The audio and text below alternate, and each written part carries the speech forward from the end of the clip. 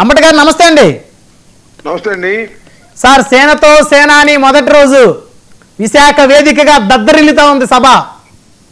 అది ఇంకా ప్రారంభం కాకముందు దద్దరిల్లుతుందంటే నేనేం చెప్పను. సగం అయిపోయింది సార్, ఆల్రెడీ టైం 5 అయిపోయింది. సో చాలా మంది కార్యకర్తలతో సమీక్ష నిర్వహించారు.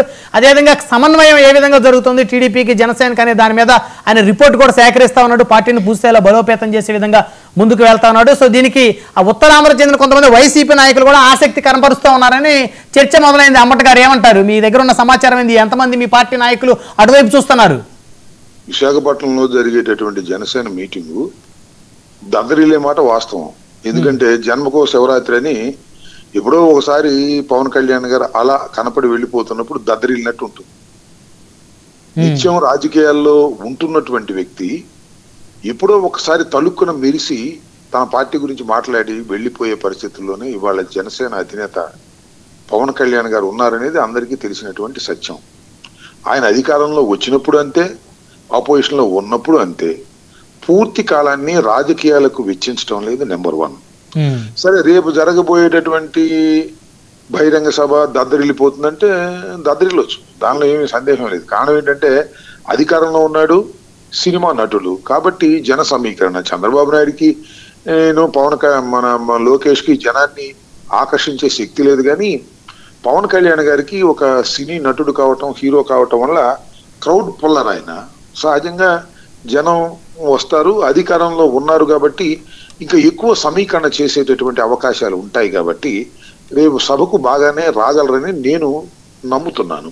నెంబర్ 2, వైసీపీ నాయకులు ఆయన వైపు చూస్తున్నారంటే చూసేవాళ్ళు ఎప్పుడూ చూస్తూనే ఉంటారు. ఇప్పుడు చాలా మంది చూశారు, దానిలో చేరారు. ఆ పేర్లు నేను చెప్పను, కానీ ఇప్పుడు కొత్తగా ఎవరైనా చూసి దానిలో చేరాలనుకుంటే చేరుతారు. దానిలో అధికారంలో ఉన్న రాజకీయ పక్షంలోకి వెళ్ళి చేరాలి అనుకునే వాళ్ళు ఉంటారు సహజంగానే. స్టాండర్డ్ లేనటువంటి కొందరు రాజకీయ నాయకులు అధికారం పోయిన తర్వాత ఈ పార్టీని వదిలేసి అధికారంలో ఉన్న పార్టీకి వెళ్ళాలని అనుకునే వాళ్ళు కోకొల్లుగా ఉంటున్నారు. ఇవాళ అవకాశవాద రాజకీయాలు పెరిగిపోయినటువంటి సందర్భంలో మా పార్టీలో చాలా కీలక పాత్రలు పోషించిన వారు కూడా తెలుగుదేశంలోకి వెళ్ళారు, జనసేనలోకి వెళ్ళారు.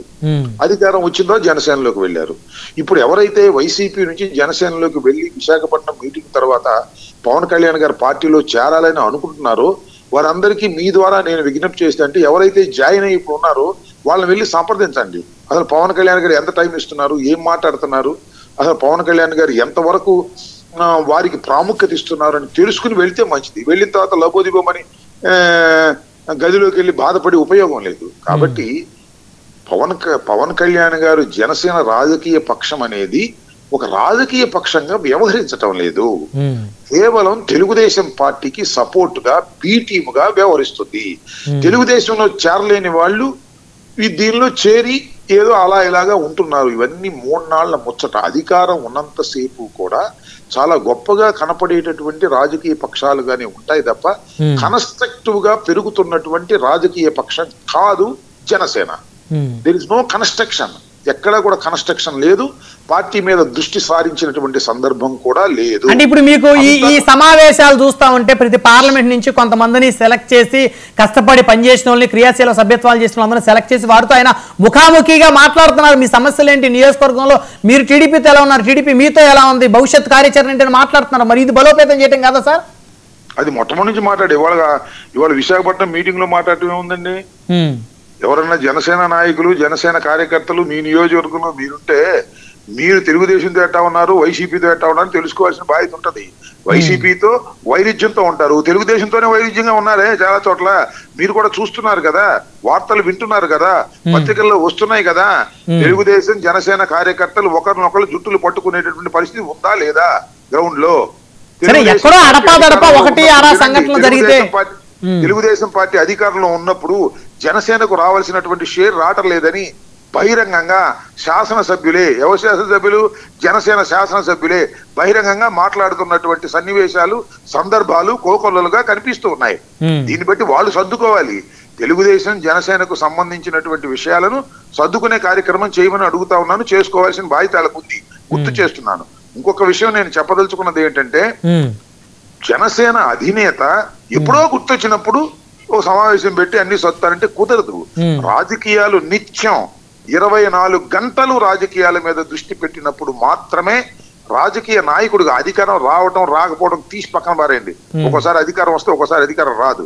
కానీ పార్టీని చక్కగా చూసుకోవాలంటే 24 hours దాని గురించి ఆలోచించవలసినటువంటి అవసరం ఉంటుంది. ఎక్కడున్నా అవేమి లేదు. ఎప్పుడో గమనికను ఉలిక్కిపడి లేచి ఎప్పుడో ఒకసారి వచ్చి రాష్ట్ర రాజకీయాల గురించి పార్టీ గురించి మాట్లాడేటువంటి పరిస్థితులు బాగా జరుగుతూ ఉన్నాయి. దీన్ని పవన్ కళ్యాణ్ గారు జనసేన పార్టీ సరి చేసుకోవటం మంచిది. లేదు మా జాంకాయ మేము ఇష్టం తింటామంటే నేనేం కాదన్నాం. కానీ ఒక సలహా మీరు అడుగుతున్నారు కాబట్టి చెప్పడం, ఒక జనసేన ఒక పరిపూర్ణమైన రాజకీయ పార్టీగా వ్యవహరించడం లేదు ఈ 14 మాసాల్లో చూస్తే అర్థమవుతుంది. ఇది నా అభిప్రాయం. ఇంకపోతే వైసీపీ నుంచి వెళ్దేవాళ్ళు వెళతారు, వచ్చేవాళ్ళు వస్తారు. మళ్ళా మాకు అధికారం వస్తుందంటే వెళ్ళిన వాళ్ళే మళ్ళా వస్తారా? మళ్ళీ ఇప్పుడు వెళ్ళిన వాళ్ళు మీ దగ్గర నుంచి వెళ్ళిన వాళ్ళు వెళ్దాం అనుకున్న వాళ్ళు వెళ్తే మళ్ళీ వస్తారా మీ దగ్గరికి? మీరు చూస్తున్నారు ఇప్పుడు వెళ్ళిన వాళ్ళు బాధపడుతున్నారు. మళ్ళీ అనవసరంగా జగన్ గారి దగ్గర నుంచి వచ్చేసాం, మళ్ళీ జగన్ గారి దగ్గరికి వెళ్తే బాగుండని అక్కడక్కడ లీక్లు వినిపిస్తున్నాయి కదా, గ్యాసిప్స్. ఎక్కడ వినిపించట్లే మరి మీకు వినపడతానేమో రాంబాబు గారు. నేను ఒక మాట చెప్తానండి. అసలు జనసేనలోకి వెళ్ళిన వాళ్ళు సంతృప్తిగా ఉన్నారా లేదా తెలుసుకోండి. వాళ్ళు ఇప్పుడు ఏం చెప్పరు, తెలుసుకుంటే అర్థమైంది. ఇంకో విషయం రాంబాబు గారు, అవంతి శ్రీనివాస్ గారు బహుశా మీకు మంచి మిత్రుడు అని నేను అనుకుంటున్నాను. ఆయన వైసీపీకి రాజీనామా కూడా చేశాడు. ఆయన జనసేనలో చేరే అవకాశం ఉంది. ఆయనతో పాటు మరికొంతమంది ఉత్తరాంధ్రకి చెందినటువంటి కాపు సామాజిక వర్గానికి చెందినటువంటి మాజీ వైసీపీ నేతలను కూడా జనసేన వైపు తీసుకువెళ్తున్నాడు అనేటువంటి చర్చ నడుస్తూ ఉంది. సో మీరు కరెక్ట్గా చెప్పండి రాంబాబు గారు, విషయం మీకు తెలుసు కాబట్టి మీరు అబద్ధం చెప్పకుండా నిజం చెప్పాలని ఆశిస్తున్నా. మా మిత్రుడు అవంతి శ్రీనివాస్ గారు నాకన్నా ముందు వైసీపీలో చేశాడు. ఆయన ఎక్కడి నుంచి వచ్చాడు? ప్రజారాజ్యం, తర్వాత టీడీపీ, తర్వాత మీ వైఎస్ఆర్సీపీ. మళ్ళీ ఇప్పుడు వెళ్తాడేమో నాకు తెలియదు. నేను వెళ్ళలేని అనుకుంటున్నాను. వెళ్తే వెళ్ళొచ్చు, ఏముంది. మళ్ళా వస్తాడు వైసీపీలోకి, అధికారం వస్తుంది అనుకుంటే. ఎన్ని చూడలేదు మనం ఇవన్నీ సార్. అధికారంలో లేనప్పుడు పార్టీని వదిలి అధికారంలో ఉన్న పార్టీకి చేరటం అనేది ఒక పెద్ద రాజకీయ తప్పిదం. అలా ఎవడైనా చేస్తే వాళ్లకు భవిష్యత్తులో రాజకీయాల్లో గుర్తింపు లేకుండా పోతుంది. Underline the point. ఇది వాస్తవం. ఇవాళ వెలుగు వెలగొచ్చు. ఇప్పుడు చంద్రబాబు నాయుడు గారు అద్భుతమైనటువంటి పవర్ లో ఉన్నాడు, అలాగే లోకేష్ గారు అద్భుతమైన పవర్ లో ఉన్నాడు, లేకపోతే పవన్ కళ్యాణ్ గారు అద్భుతమైన పవర్ లో ఉన్నాడు అని ఇవాళ వెళితే బుష్. ఇంతకు ముందు వెళ్ళారు, శభాష్.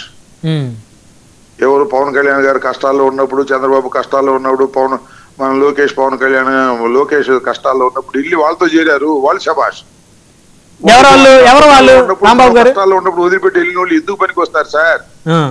చరిత్రలో ఎందుకు పని రాకుండా మిగిలిపోతారు. వెళ్ళేవాళ్ళు వెళ్తారు, ఎవడు ఆపలేడు. ఇప్పుడు రేపు పవన్ కళ్యాణ్ గారు బహిరంగ సభ పెట్టిన తర్వాత బ్రహ్మాండంగా విజయవంతమైన తర్వాత ఎవరైనా వైసీపీ నుంచి వెళ్తారనుకో, ఎవడాపగలుగుతాడు?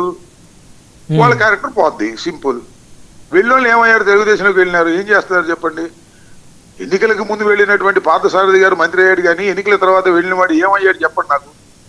వాళ్ళకు కూడా సంవత్సరంన్నరే కదా ఇంకా ప్రభుత్వం వచ్చి, వాళ్ళకు కూడా మంచి పదవులో మంచి గుర్తింపు వస్తేమో సార్. ఇంకా 3-4 సంవత్సరం కదా. దాన్ని అంటారు గుర్రానికి పచ్చగడ్డి కట్టి పరిగెత్తించడం అని.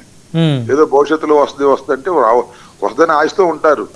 కాదు రాంబాబు గారు, ఇప్పుడు మిమ్మల్ని ఎప్పుడు ఎవరో కూడా ఎన్నికలప్పుడు కానీ, ఎన్నికల ముందు కానీ, ఎన్నికల తర్వాత కానీ, టీడీపీలో కానీ, జనసేనలో కానీ మిమ్మల్ని ఎవరు ఆహ్వానించలేదా? ఆ ధైర్యం ఎవరికి లేదు. ఓకే. అమ్మటి రాంబాబు గారు అంటే వాయిస్ ఆఫ్ వైసీపీ కాబట్టి బహుశా. వాయిస్ ఆఫ్ వైసీపీ కాదు, వాయిస్ ఆఫ్ వైసీపీ తర్వాత అసలు రాజశేఖర రెడ్డి గారు అంటే నడిచినటువంటి వ్యక్తిని, జగన్మోహన్ రెడ్డి గారి వెంట తుది వరకు నడిచేటటువంటి వ్యక్తిని అనేది అందరికీ తెలుసు. కాబట్టి ఎవరు నన్ను జనసేనలోకి రండి, అంతా మన కాపులే రండి అని అడిగినోడు లేడు. అడిగితే నేను ఒప్పుకోను అనేటువంటి వాళ్ళకి తెలుసు. కాబట్టి అలాగే తెలుగుదేశంలో మాకు అద్భుతం అమోఘం చేస్తాం అని అడిగినోడు లేడు. ఆ ధైర్యం ఎవరికి లేదు. ఆ ధైర్యం చేసేటటువంటి పరిస్థితి నా దగ్గర లేదు. నా character is not like that. అది. సో మొత్తానికి ఉత్తరాంధ్ర నుంచి వైసీపీ నుంచి జనసేనలోకి వలసలు ఉంటాయి అని ఎంతో కొంత ఎక్స్పెక్ట్ చేయొచ్చు. I don't know. నేను అనుకుంటే ఏం ఉండమని అనుకుంటున్నా. ఏదో వాళ్ళు ఊరిని ఆర్భాటం చేసుకునే మాటలు తప్ప ఇప్పుడు ఇంకేం వెళ్తారు? అసలు అయిపోయింది, కూటమి పని అయిపోయింది, జారిపోతుంది, కూటమి నెక్స్ట్ అధికారంలోకి రాదు అని ఎస్టాబ్లిష్ అయిపోతున్నప్పుడు ఈ దశలో ఎవరు వెళ్తారని అనుకోను. అంటే ఎస్టాబ్లిష్ అంటే ప్రతిపక్షాలుగా మీరే చేస్తుంటారు, రోజు ప్రెస్ మీట్లు పెట్టి అయిపోయింది ఏం లేదు అని చెప్పేసి ప్రజలు అనుకోవాలి కదా సార్. మేం చేయడం చంద్రబాబు నాయుడు గారు ఉపన్యాసం ఇస్తే అదే అర్థమైంది అందరికి. అయిపోయింది మా పని, ఎవడు రావట్లేదు, ఏది సింగపూర్ వెళ్తే పెట్టుబడి రావట్లేదు, దావోస్ వెళ్తే పెట్టుబడి రావట్లేదు, వాళ్ళందరూ ఏంటి మళ్ళా భూతం వస్తుందా అని అడుగుతున్నారు అంటున్నాను. ఓకే, ఆ భూతం వస్తుందా అని అడుగుతున్నారంట. అంటే వాళ్ళకి వస్తామని భయం వేసిందంటే ఈయనకి భయం వేసింది. అన్ని కూడా మీకు తెలుసు, నాకు తెలుసు, తెలుగుదేశం పార్టీ కూటమి ప్రభుత్వం అధికారంలోకి వచ్చిన దగ్గర నుంచి ఇప్పటి వరకు కూడా గ్రాఫ్ పడిపోతూ ఉన్నది, గ్యారెంటీగా పడిపోతుంది. ఇది అందరికీ తెలుసు, కానీ ఎవడో ఒప్పుకోడు. చివరిలో తెలిసింది. అది చూద్దాం. రాంబాబు గారు బహిరంగ సభ ఎల్లుండి జరగబోతుంది కాబట్టి డిప్యూటీ సీఎం మరి ఏ విధంగా ఆయన ప్రసంగం ఉంటుంది, కూటమికి కలయికి సంబంధించి, అదేవిధంగా వైసీపీ మీద ఏ విధంగా ఆయన విరుచుకుపడతాడు, తర్వాత మళ్ళీ మనం దీన్ని డిస్కస్ చేద్దాం. Thank you very much Chemmata Rambabu గారు, ఫోన్ కాల్ అందుబాటులోకి వచ్చినందుకు.